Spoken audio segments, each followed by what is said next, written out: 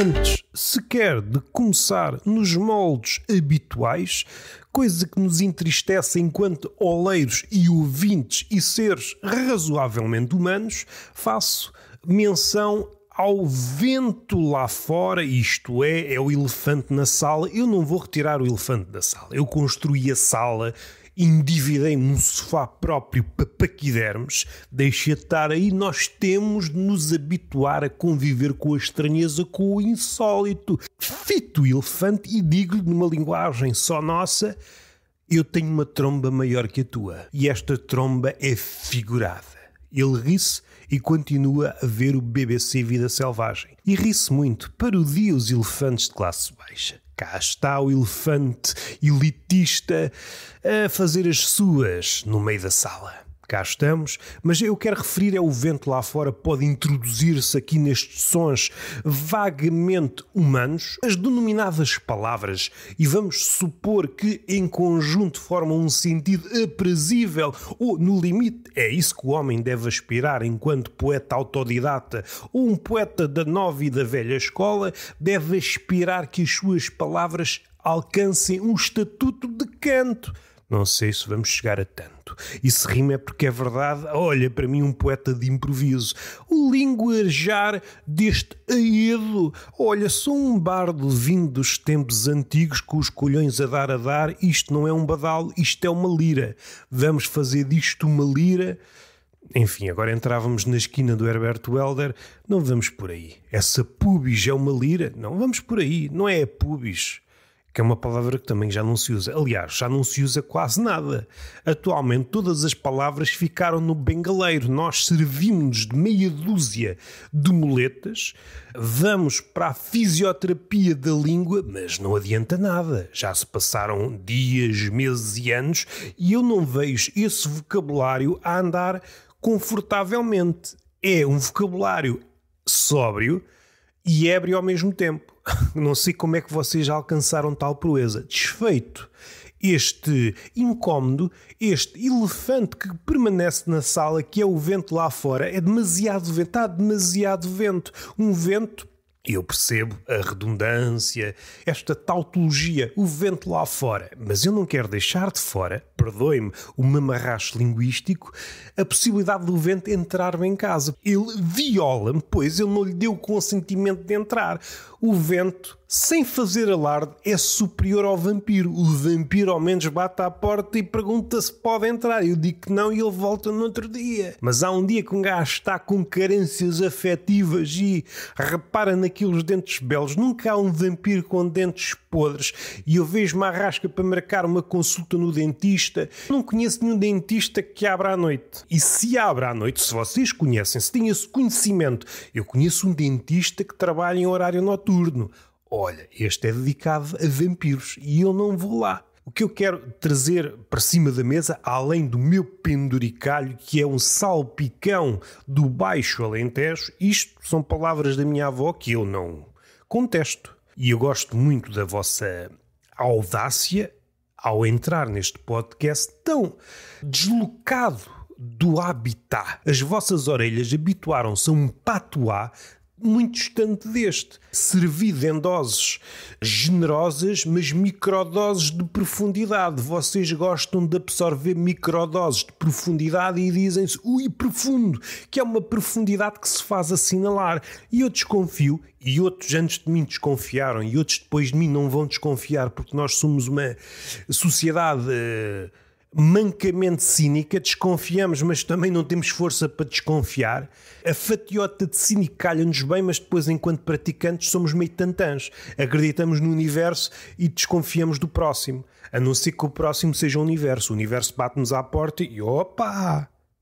Não sei se cabes por esta porta. É o que eu digo em certas situações, mas não calha falar.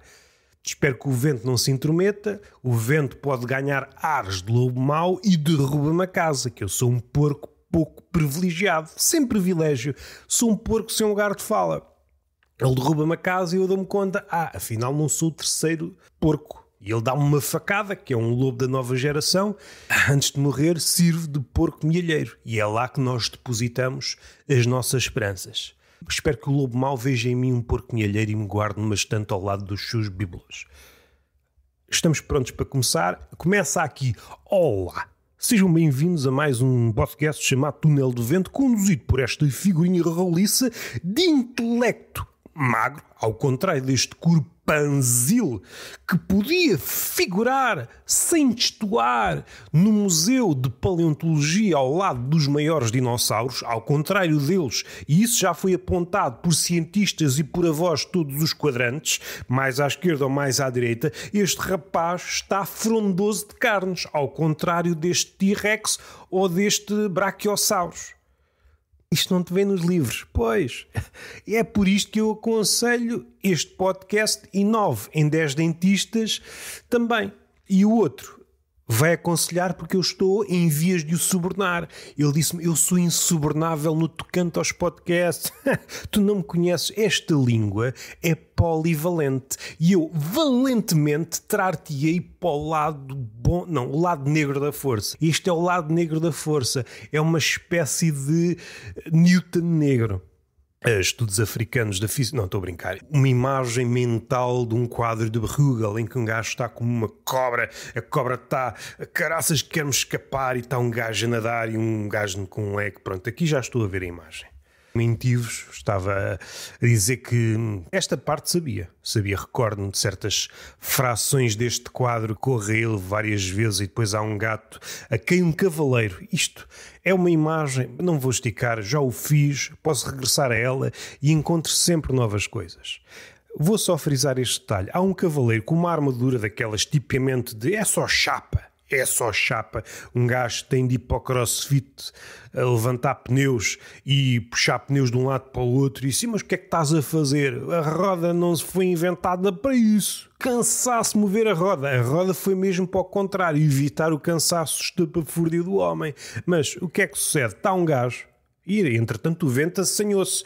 E é o vento com o cio. Está um gajo cheio de chapa, revestido a chapa, a tentar pôr um guiso num gato. O que é que depreendemos daqui se estivermos sóbrios? Há a possibilidade do gato lhe dar umas patadas, que é como quem diz, a esquartejá-lo. Só que o que é que sucede? Este rapaz tem a cara desprotegida. E onde é que o gato gosta de fazer as suas? Onde é que ele gosta de fazer obra? E aqui não vamos separar a obra do artista, porque o gato, já desde o tempo do Antigo Egito, é um animal que merece o nosso tempo, a nossa sala. Nós somos vassalos do gato. Gosto desta imagem. Um gajo teve que se armar todo para pôr o guiso no gato, para evitar sequelas. No entanto, deixa a cara desprotegida e é onde o gato vai fazer os seus riscos. Desenhar os petroglifos de felino. Acho que já fiz a apresentação. O que é que magoou o coração do menino? Nada, pouca coisa. Eu quero referir um assunto que não tem sido referido até porque nem chega a ser um assunto. Vamos recuar, fazer aqui uma ligação como se fôssemos criativos, se fôssemos um Leonardo da Vinci do ecletismo verbal. Um slogan que foi trazido a toque de caixa, segundo o qual Leiria não existe. E eu não sei se Leiria não existe porque não fui a Leiria nem faço tensões de ir a Leiria. Não há assim nenhuma razão que me leve a Leiria. Pode eventualmente acontecer, mas eu não acordo, nem me deito, nem ressono a pensar em Leiria. Suspeito que a minha vida passa bem com a existência ou com a inexistência desse local. Supostamente uma cidade, se bem que, se não existe, ser cidade ou aldeia é igual ao litro. Isto tudo muito bonito. Há quem diga, pessoas da minha confiança, residentes em Leiria, eu resido num sítio que existe. Logo, é capaz de existir. E eu não consigo refutar porque apanho-me em horário pós-laboral e depois de sair do trabalho não entro cá em filosofias. Mas qual é a minha achega? Estou em crer que Leiria existe. Não há razão nenhuma para não existir e eu até contraponho. Eu não sei se Leiria existe ou não existe, mas eu acho que encontrei algo que ainda existe menos que Leiria. Mas se não existe, como é que existe menos? Eu acho que Portimão é que não existe mesmo. Eu fui a Portimão e era uma cidade à qual eu ia com vista. Aqui não sei se é com um tom pedante, mas é pedante e não é. Eu vou explicar. Ia comprar livros e o homem vai a uma cidade comprar livros. Vamos pôr o contexto. Coisa que tem sido relegada para os bastidores do discurso. Falamos assim à queima-roupa. Vive num sítio chamado Algarve, habitado pelos autóctones, por turistas. O turismo é muito bom, como ouvi há pouco a dizer num café, é um motor da economia, exatamente, está tudo estrafegado. Enfim, não vamos falar com pessoas que acham que cardumes de pessoas vestidas de camisas com padrões é a solução para a região. Isso são outras questões. Eu ia com vista a comprar livros porque não há muitos sítios, chamadas livrarias, no Algarve, não abundam. Havia perto da minha casa, entretanto essa Bertrand fechou, e gostava de ir a Portimão porque reunia dois sítios. Um era a Bertrand, que era um dos poucos sítios onde a Bertrand existe, agora só existe em Faro, até ver. Há duas, mas uma está em estado periclitante. Suponho que resistirá daqui a alguns anos uma única num centro comercial. Até ver, às tantas também desaparece. Isto é um ponto onde é que eu queria ir a Portimão, porque tinha essa livraria que até tem uma seleção ligeiramente generosa para os moldes. Não há nenhuma livraria de autor. Em Lisboa também estão a desaparecer. À escala seria expectável que ou houvesse menos ou não houvesse. Seja como for, isto também expõe aqui uma fragilidade cognitiva quando chega a homenagem de poetas ou escritores da região. Mas não sei se vou aí, queria fazer essa ligação um dia qualquer, seja neste podcast ou noutro. Voltando a Portimão, eu ia com vista a ir à Bertrand e depois havia um alfarrabista generoso. Não com critério, é um alfarrabista o que viesse ele punha lá, mas generoso, dentro dos moldes da região e mesmo fora da região. Houve um em Faro, eu nunca fui a esse, só se fui há muitos anos, já não me recordo bem, quando fechou. O que é que eu posso dizer acerca disso? Nos dias que seguiram essa notícia até foi dado nos jornais nacionais, falo imprensa, mas nos regionais. Nesta e nesta data, o alfarrabista vai abrir as portas e quem entrar leva o que quiser. E, segundo sei, as filas eram enormes. De repente, pessoas que até então tinham a certidão de Homo sapiens tornaram-se uma espécie de abutres literatos. E rapinaram tudo. Aquilo que se viu nas pandemias e no dia do apagão, há uma propensão para o Homo sapiens se tornar Homo assambarcador. Há muitos filósofos, sociólogos, o Homo ludens, o homem não sei quê, o homem do telefone, o Homo não sei das quantas, mas eu acho que é o Homo assambarcador. Isto é a cena que nos define, principalmente em Portugal. Nos outros sítios, não sei, mas daquilo que eu tenho visto, parece-me que é um título que se adequa. E essa imagem, que eu vi uma ou outra fotografia, mais a consequência, as estantes, de tal forma depauperadas e estragadas, o afã de retirar o recheio de um sítio de onde normalmente ninguém ia, dispõe aqui qualquer coisa, não há leitores no Algarve. E a partir do momento que se diz que se vai oferecer, aparecem oportunistas todo ao lado, assambarcadores com vista a vender, se bem que vender aqui no Algarve, é claro que depois há outras formas, não é necessariamente de vender aos algarvios, podem vender ou LX ou variantes, há forma de escoar isso, seja como for, um sítio com um acervo gigantíssimo. Falando no de Faro, mais de 50 mil livros, ou seja, algumas bibliotecas não têm esse valor, às vezes uma boa biblioteca tem metade, era mais que um armazém, não sei se ele disponibilizou todo o armazém com vista ao Rapinanço, seja como for, era um sítio que não era muito visitado, tal como é expectável numa livraria e mais numa livraria no Algarve. O livro às vezes suscita no outro uma espécie de estupefacção, como se um arqueólogo ao escavar encontrasse um objeto que nunca tivesse visto. O que é isto? Isto não é uma caneca. De um momento para o outro que se abre as portas com vista ao Rapinanço, toda a gente é um leitor e vamos por aí afora.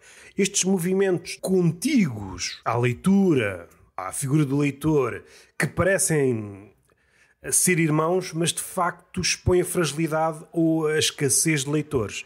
Este é um exemplo que acontecia nas primeiras edições dos livros do Herbert Welder. As edições de poesia eram 2.000 exemplares, vamos supor. Não há 2.000 leitores de poesia, nem 200 às vezes. E às vezes são os poetas que leem, às vezes nem leem. Comprei uma espécie de tráfico, a trânsito de influências ou de influências, pois às vezes têm vindo a ficar sobrepostas estas duas ideias. E basicamente são livros que passam de mão para mão e às vezes não são lidos. Vão diretamente para uma estante e ficam lá a ganhar pó e um dia serão encontrados por arqueólogos analfabetos, pois vivemos numa era em que ninguém lê, o analfabetismo fará a escola. Piadinha, Por onde é que nós vamos? Também não há 2.000 leitores. Numa sociedade ligada à razão, vou tentar ser o mais inocente possível. Livros interessam a leitores, supondo leitores de poesia, e não há 2.000 leitores de poesia. Seria expectável que essa edição não se escutasse ou levasse um tempo infindo a desaparecer. Essas edições desapareciam no primeiro dia, no segundo dia, e edições com uma tiragem anormal no que toca à poesia, e até anormal no que toca a qualquer género, tendo em conta o Portugal atual. De onde é que estes leitores apareceram? A tese otimista: não há 200 leitores de poesia, mas há 2.000 leitores de Herbert Welder. Percebo o fascínio destas leituras, que muitas vezes, eu parece que estou a parodiar isto, mas estas leituras por vezes existem. Não sejas negativo, esta hipótese, como nós não podemos aferir realmente a realidade, lançam estas hipóteses. Mas são hipóteses de alguém que está numa bolha muito afastada. Não dá de caras com a realidade tão facilmente. Afastou-se tanto que vive numa espécie de simulacro da realidade.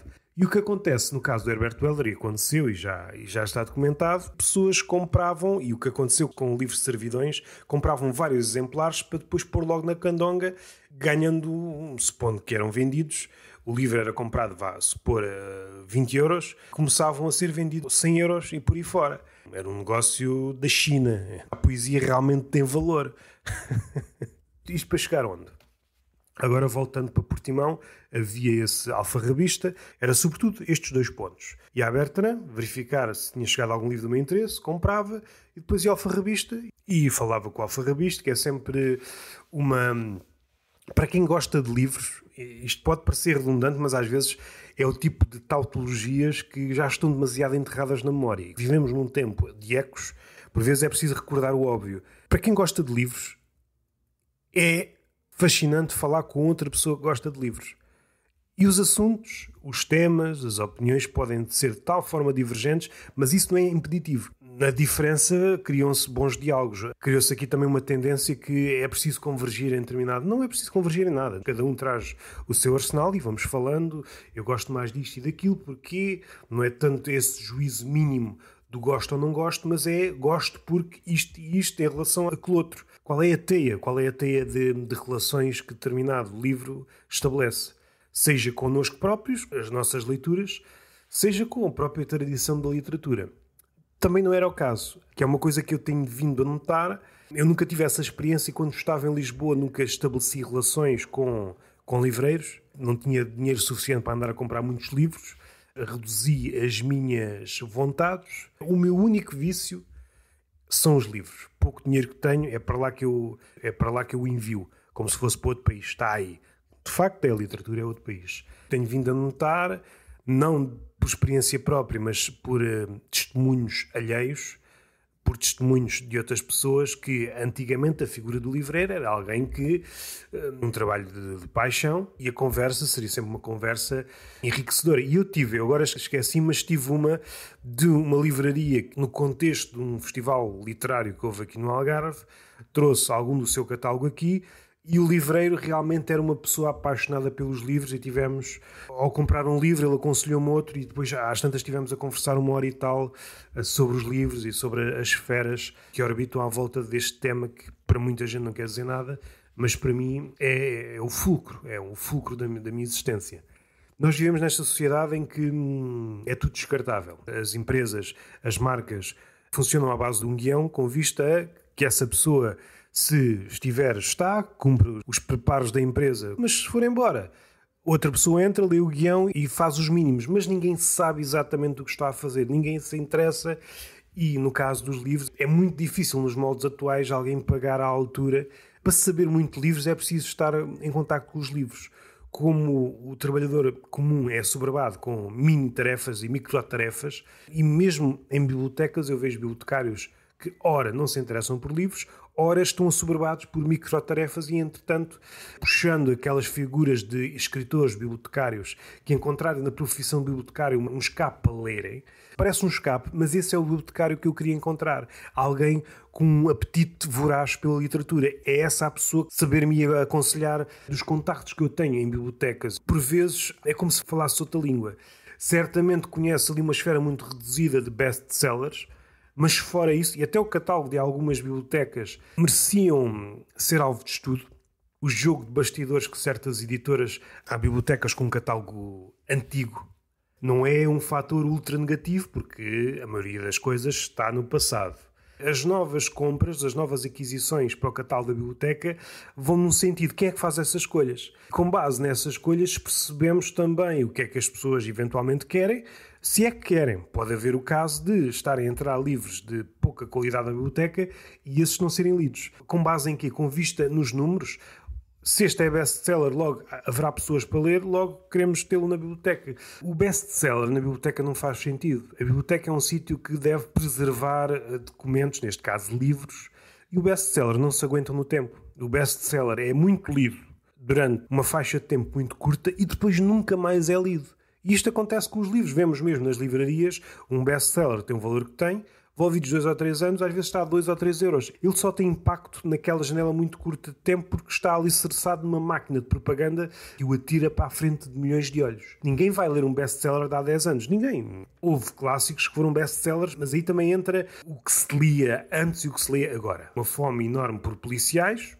Dentro do pouco que se lê é o género, e depois há aquele género de eterno jovem, que aquela literatura mais comestível, a literatura propriamente dita, aquela com maiúscula, não entrando na pose de pedante, mas aquela literatura que fez as provas, cumpriu os mínimos olímpicos, e se tivéssemos que apostar, esta tem os critérios para passar o crivo do tempo, não quer dizer que o passe. Muitas obras fabulosas que na altura críticos com miolo avantajado disseram isto vai-se aguentar e não se aguentou. Era expectável que uma biblioteca tivesse todo o interesse em organizar as coisas e não uma espécie de mexórdia, tudo ao calhas, nem alfabeticamente, nem por géneros, nem por nada. Não vou dizer a biblioteca em questão, até porque podia fazer uma espécie de roteiro. Eu conheço 4, 5 bibliotecas em várias localidades no Algarve. E cada uma delas tem calcanhares de quilos bem notórios. Mas fui a uma recentemente que, a nível de organização, eu nunca tinha visto aquilo. É ao calhas. E eu às tantas pensei, será que tem aqui qualquer coisa que não é vista na biblioteca, do género? Às tantas organizaram, como se fosse uma influencer, organizaram os livros pela cor da capa. Mas nem isso. E depois via-se um livro do Saramago, ou melhor, os livros do Saramago em várias estantes. E às tantas eu começo a pensar, foi alguém que se calhar já ninguém lê, não é? Se calhar às tantas ninguém lê. Se ninguém lê, nem vale a pena organizar, não é? A biblioteca é mesmo, expõe mesmo a nossa relação com o livro. Se sairmos da biblioteca, podemos ingressar em fantasias. Lê-se mais, olha a juventude, lê-se mais, etc. Vai por aí. Na biblioteca, nós estamos completamente desligados dos livros. E chegando a Portimão, eu acho que Portimão é uma bela imagem do Algarve. Deixou morrer tudo aquilo que tinha que ver com livros. Alfarrabista, a Bertrand. E depois tem um paliativo, que entramos num sítio que eu não sei se vou explorar muito. Todas as câmaras ou todas as instituições, sejam elas privadas ou não, porque as privadas agora também querem dar uma imagem, seja relativamente que estão a atuar. O nosso século é uma montanha que está farta de parir ratos. Um rato atrás de outro. Vocês estão num campo e estão a ouvir uma montanha a gemer. Está a parir outra montanha, ou um montinho pelo menos. Mini paisagem. Não, é um rato, outro rato. No mercado de Portimão, há uma espécie de parafernália que dá-vos sinais, dá-vos uma espécie de ensaio, como que vos prepara para algo que nunca chega a aparecer. Dá a ideia que vocês vão ver uma iniciativa do caraças relativamente à literatura. Os degraus estão pintados, há versos de poetas, Camões, Sofia, etc. Há uns placares à volta com cenas, com frases quase como que geradas por ChatGPT, mas relativas à literatura. E queres ver, eu que nunca tinha entrado no mercado de Portimão, tu queres ver que há aqui algo que eu nunca vi e uma espécie de banca que pode ser modesta de livros. E o que é que há? Há uma espécie de tronco com meia dúzia de livros e a escassez é aflitiva. Não há critério nenhum. São livros que não interessam mesmo ao leitor, o pior critério à face da terra. É entulho sob a forma de livro, numa árvore, e depois tem para ali umas merdas, o marketing da iniciativa, e é isto. E esta é a grande iniciativa que há um alarde do caraças ao vocês entrarem no mercado, pelas escadas, pelos degraus, ui, esta iniciativa, você vai ver esta iniciativa. E de repente são meia dúzia de livros que, sem interesse, acho que não há nenhum em português, sobretudo em alemão, depois vários autocolantes e não sei o quê, uma iniciativa da Câmara. E é isto, o retrato da cultura em Portugal. Um alarde do caraças lá fora no mercado. Vocês estão a subir e de degraus, uns versozinhos, porque nós somos uma espécie de página de Instagram de poesia. É um versozinho aqui e ali. Nós vemos a arte como uma cena estética, de pendurar, não é? De pendurar um quadrinho, mas também não pode ser uma Guernica, tem que ser uma coisinha tipo Mondrian, uns quadradinhos sem arestas, tem de ser entendido no sítio certo. Não sejam literais, não levam uma chapada no focinho. Cartaz em todo ao lado a fazer menção que a literatura é boa e é não sei quê, as vantagens de ler e o leitor não sei quê destaca-se em relação aos outros, chegam ao sítio propriamente dito. Vocês pensam, não, há aqui um portal qualquer, há aqui uma parede invisível pela qual eu tenho de passar para vistoriar aquilo que me prometeram. Não, há um troncozinho que foi levado lá para cima, uma árvore decrépita que está carregadinha de simbologia. Se o pessoal construiu isso, tivesse lido poesia, meia dúzia de livros sem critério e autocolantes com fartura, porque nós temos de mostrar que fizemos alguma coisa. É o Algarve, a forma como nós vemos a cultura. Sim, como vemos a cultura, mas mais como vemos o livro. O livro é uma cena, não é? Uma cena de passagem. Gostamos da aura. Isto exibe todas as nossas fraquezas cognitivas em relação à literatura, à leitura, ao livro.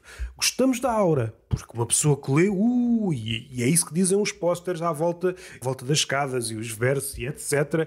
Tem em mim todos os sonhos do mundo. Coitado do gajo que escreveu isso, eu nem vou dizer porque nem merece. Tem em mim todos os sonhos do mundo. Pessoa, o amor na garça ver, outro, Camões, depois um verso de Sofia. Depois chegamos ao sítio propriamente dito. Prometeram-nos ao longo das escadas, que também, mais carregadinho de significado, nós estamos a subir ao cume. A literatura é difícil, é passo a passo. Chegamos ao cume, onde nos devia ser revelada a sabedoria, um oásis de sabedoria, nada.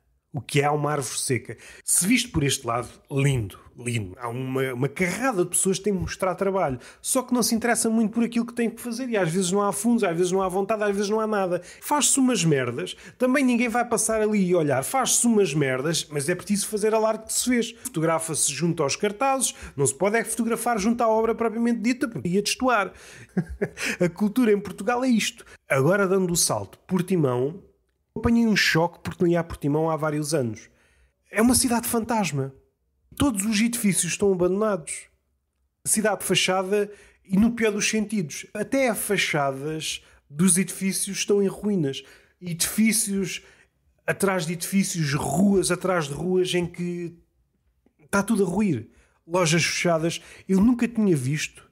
E eu andei por Lisboa, vivi por Lisboa na altura do Passos Coelho e era como se num dia as lojas estavam a funcionar, no dia seguinte metade da rua tinha desaparecido em termos de comércio. Eu nunca tinha visto nada sequer parecido a Portimão. Mesmo nos sítios espectáveis, são turísticos, perto da água, até esses estão fechados. Certamente há zonas de Portimão, eu não fui para a zona dos bares, possivelmente há uma ou outra zona mais movimentada. Mas grande parte da cidade não existe. É uma cidade devoluta. E fechamos com uma coisa. Fui sem querer, fui ao Museu de Portimão aí por querer, mas depois fui sem querer porque nesse dia havia uma inauguração de uma exposição em homenagem ao poeta Nuno Judice. Qual é a minha relação com o poeta Nuno Judice? Li a obra toda, gosto muito de alguns dos livros, sobretudo os iniciais. Quer-me parecer que é muito repetitivo no que toca ao ofício. Quer-me parecer que é uma poesia muito rente à prosa e que nos melhores momentos aproxima-se, quanto a mim, isto é o que eu tenho de memória, do Herbert Welder, mas aproxima-se na medida em que parece um epígono. E isto é muito redutor, tinha que desdobrar, pôr as entrelinhas. Gostei nos melhores momentos. Há 2 ou 3 livros que eu gosto muito. Pelo facto de ser prolixo, o poeta em questão, Nuno Judice, houve ali um momento, eu não li os últimos 2 ou 3 livros. Pode ser rebatível, mas guardo com algum espanto 2 ou 3 livros e possivelmente se fizesse agora uma recolha mais depurada. Falta isso em relação à obra do Nuno Judice. É tão extensa que é preciso fazer uma espécie de súmula, aqueles que realmente interessam. E por vezes reunir aqueles que realmente interessam num único livro abre. Eu acho que já falei aqui, há 2 tipos de poetas que quando reunimos a obra os livros que lá estão desdobram-se noutros e há outras que os livros se anulam. Ao juntarem 10 livros, vocês dão-se conta que ele escreveu apenas 1 ou 2 livros. E há escritores, há poetas que, ao reunirem esses mesmos 10 livros, percebem que aqueles 10 livros revelam outros livros nas entrelinhas. Entre um livro e outro, é como se o anterior desse uma leitura ao posterior e vice-versa, e aqueles 10 livros dão origem a 50 livros. É impressionante quando vocês já leram a maioria dos livros separadamente e leem por, sei lá, ou porque vos ofereceram um livro e leem a obra toda de seguida e, de repente, o livro abre-se, não é? Ganha páginas. E aquilo que já era um calhamaço, aquilo torna-se uma espécie de... ocupa uma prateleira toda. Vocês já nem têm lugar para aquele livro. É tão grosso que já não têm lugar para aquilo. Outras vezes, é um livro de 500 páginas, vocês começam a ler e chegam ao fim, é só um livro de 20 páginas. As outras 400 e tal... já não me recordo o número que disse inicialmente, para encher, são enxumaços vocabulares. Voltando à apresentação do livro, que eu vi sem querer, porque deu-se no dia em que estava lá a visitar o museu, e o Museu da Conserva é um museu engraçado. Eu recordo-me de ter visto quando era puto numa viagem de estudo. Há ali qualquer coisa que rapidamente... é aquilo que acontece com a Ilíada, que outros já falaram sobre a Ilíada e outros poemas antigos. Aquilo que era... principalmente um relato de acontecimentos que, ao serem musicados, podem ser um bocado do terreno de realidade, mas o propósito não é que aquilo seja metáfora de uma ponta à outra. No entanto, com o passar do tempo, aquilo que era um registro, vamos dizer de forma grosseira, jornalístico, passa a um registro metafórico. É um pretenciosismo poético, mas eu acho que pode acontecer isso a algo que pertencia à realidade. Aquela indústria da conserva que ainda existe, mas noutros moldes, seria engraçado, uma espécie de maquete daquilo que é a indústria conserveira hoje e perceber o que é que mudou, processos. Eu acho que as mudanças de nome são muito eficazes para demonstrar a nossa relação a determinado fenómeno. E os nomes de antigamente são muito prontos a passarem por um registro metafórico. Zona de Descabeçamento é um título de um livro que... podia... 2, 3 palavras, zona de descabeçamento, 3 palavras que sumarizam o século XXI. Ao sairmos de uma realidade que era palpável há umas décadas e nós, que somos de outra época, olharmos para aquilo rapidamente numa balança para regimes metafóricos. Aquilo que é um relato do dia-a-dia de antigamente, eu já só consigo absorver como metáfora. Evidentemente, consigo... por via da empatia, chegar àqueles dias. Mas aquilo que me entra mesmo é um regime de metáfora. Todas aquelas expressões ganharam espessura. Passam outro registro. É aquilo que acontece na Ilíada. Entendemos-las, aqueles versos, sobretudo num regime metafórico, que aqueles dias já não são os nossos. Evidentemente, a distância temporal da Ilíada aos nossos dias é muito maior que a indústria conserveira de Portugal dos anos 40, 50 e os nossos dias. No entanto, o mundo é completamente outro. Uma espécie de convite, não sei se aproveita muito mais por Portimão, mas esse museu eu aconselho a todos. E entretanto deu-se essa abertura, porque foi o primeiro dia, e apanhámos aquilo. Fui apresentado algo que eu conhecia e outros detalhes que eu desconhecia ou tinha ignorado ou tinha esquecido. Não sei se já presentearam uma inauguração de uma exposição de um poeta, e pode ser mas acho que de um poeta ganha aqui outra dimensão por aquilo que eu acabei de dizer, não há leitores de poesia. E todo esse ritual, que é um ritual propagável a outras esferas da arte e também outras esferas que nada têm a ver com arte, a esfera da pomposidade. Quando, no diagrama de Venn, a bola da pomposidade se cruza com a bola da arte, e neste caso a bola da poesia, cria-se aqui um microcosmos de pedantismo e de estar a falar sem saber, não sei se vou falar no podcast, mas sumariamente... há um ritual que já foi parodiado pelos Monty Python de agradecer a este e àquele. Há 3 ou 4 figuras que estão a agradecer a este e àquele durante 30 minutos. Deu-se o caso de uma poeta, as figuras anteriores a mim já agradeceram a este e àquele, mas eu tenho de agradecer a este e àquele. Estão pessoas completamente enfadadas pelo tema, pois vê-se que não são pessoas cujo hábito é ler poesia. Eu estou a fazer uma leitura grosseira de ornitólogo de domingo, olhar para aves raras, mas estão ali porque fazem parte de uma corte. Há um tipo de pessoa que vem, sobretudo, de inaugurações. A inauguração é o pico da pomposidade e do oportunismo e da distância que temos em relação ao objeto homenageado. É um protocolo. E em cada testemunho chega um momento em que a pessoa, que pode ser uma poeta mais ou menos conhecida, alguém relativamente à Câmara, quando chega realmente para falar do visado, enquanto poeta, eles escudam-se em inanidades e falam numa ida a Paris, não sei o quê. Neste caso é o poeta Nuno Judice. Já tinha falado, agora não vale a pena estar aqui em incógnitas. E acho isto uma pobreza em todos os artistas, mas no caso do poeta, mesmo que ele fosse vaidoso, eu não conheço do ponto de vista biográfico, ainda que tenha alguns lamirés, pudesse ir para um lado ou para o outro. Mas o poeta, pelo menos em pose, ele tem uma relação muito fina com as palavras. Ele vai no sentido de dizer aquilo que não pode ser dito de outra forma. E vê-lo homenageado da forma mais distante possível da poesia, para mim isto é um sketch. Alguém que lutou uma vida toda para alcançar a melhor combinação possível de palavras para dizer isto e aquilo, após a sua morte, fazem uma homenagem daquilo que eles acham que é uma homenagem justa a um poeta, que muitas vezes a poesia está em legenda, mas isso é já outra coisa que também demonstra a nossa relação verdadeira com a poesia. É nestes momentos é que se vê a relação fina que o ser humano ou português típico tem com a poesia e mesmo pessoas de artes. Já vamos em havendo tempo para esse lado. Quando chega a altura de falar do poeta não conseguem falar do poeta enquanto poeta e não conseguem falar da obra do poeta. Esquivam-se, andam sempre por aspectos biográficos que podia ser do Mercier, não desfazendo do Mercier, mas não é por isso. Nós não estamos a homenagear a obra do Mercier. Estamos a homenagear a vida do poeta e o poeta, enquanto fazedor de versos, de poemas. Se o ofício do poeta é arranjar a combinação, arrancar frutos ao indizível e expressá-los, pela primeira vez, o invisível ou o impronunciável torna-se pronunciável dentro das limitações. É sempre uma assíntese. Daí que surge um poeta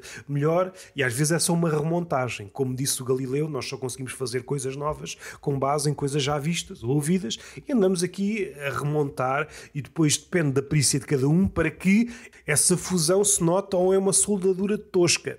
Seja como for, é sempre a procura de palavras, encontros improváveis entre palavras e dizer aquilo que não foi dito ou aquilo que já foi dito, dizê-lo de melhor forma. Qualquer um destes pontos não é cumprido nesta cerimónia. Familiares, pessoas ligadas ao aparelho da cidade em questão e poetas. Nenhuma dessas figuras consegue fazer jus ou sequer se aproximar àquilo que é um poeta. Se ninguém consegue chegar perto daquilo que é o poeta, eu não sei se estão a prestar uma bela homenagem. Às tantas é uma paródia. Ou seja, a homenagem devia ser paródia ao poeta. Paródia ao poeta. E depois entramos na exposição, que a nível visual, mais uma vez, a exposição, a homenagem revela exatamente aquilo que somos. Nós, quando somos obrigados a verbalizar, nós pegamos em lugares comuns. Ai, a poesia! Oh, a poesia! Não é? Quase como o Cesarini dizia. Entramos numa pose de infatuado, queremos dizer coisas que outros com prestígio disseram. Pretendemos socorrer-nos de um ou de outro lugar comum e passar despercebidos pelos pingos da chuva. Mas, quando não estamos sob os holofotes da crítica e não somos forçados a dizer seja o que for, aí é que estamos em estado selvagem enquanto pseudo-leitores ou analfabetos em relação à poesia. E o que é que se vê nesta exposição? O analfabetismo em relação à arte. Todas essas figuras, e algumas delas que pertencem à corte da arte em Portugal, da cultura em Portugal, da corte regional, o que é que se vê? A poesia nessa exposição é a legenda de outra coisa. O que há é a estética. É a arte só sobrevive pela via estética. E a poesia, mais uma vez, não é isso. É a luta contra isso.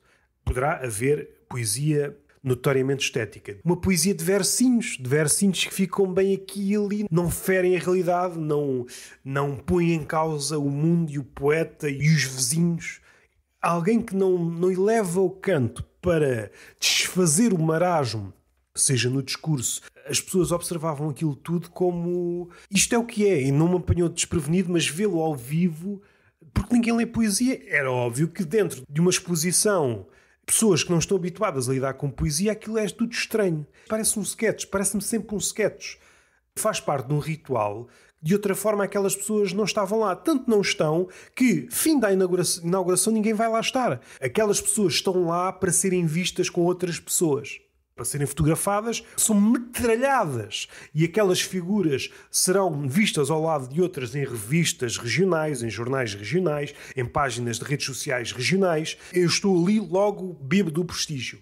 E andamos a beber o prestígio um dos outros. Não há prestígio por si só. Se fôssemos à origem do prestígio, sabíamos que não existia. Mesmo na exposição em si, vemos que todas as artes, nomeadamente a pintura e a poesia, está tudo a reboque. E no caso do Nuno Judice, houve ligações com o Júlio Pomar, vários pintores, o Rui Chaves. Eu percebo, ele muitas vezes, a poesia dele funcionava como legenda ou de um catálogo, como é muito comum nesses artistas de gabarito. No entanto, parece-me que se retirássemos aquilo tudo, essa espécie de performance em que a arte está à cavalita da outra arte, é como se a poesia subisse às cavalitas da pintura e a pintura também quisesse subir. E é este jogo em que é uma espécie de eu subo para as tuas cavalitas e depois sobe para cima de mim, eu depois subo para cima de ti, como se de repente esquecêssemos do chão e acreditássemos que cada vez fôssemos para mais alto. Mas continuamos com a mesma estatura e não sei se isso tem que ver com a real estatura das coisas. O beberete, que basicamente é o comes e bebes da elite, comi e bebi, valeu por isso. Petiscos da orelhinha de Van Gogh. Aquele gesto de apertar a orelhinha, mas aperta a orelhinha de Van Gogh. Arte. É fascinante ver uma exposição de poesia cheia, sendo que percebemos que ninguém se interessa por poesia ao entrar ali. São pessoas que querem ser vistas ao pé de outras e assim que acaba, os fotógrafos, toda a gente desaparece, o beberete, toda a gente desaparece e entretanto é uma exposição que há pouco estava apinhada e agora está às moscas. A poesia perderá sempre à gastronomia, seja comes e bebes, seja beberete.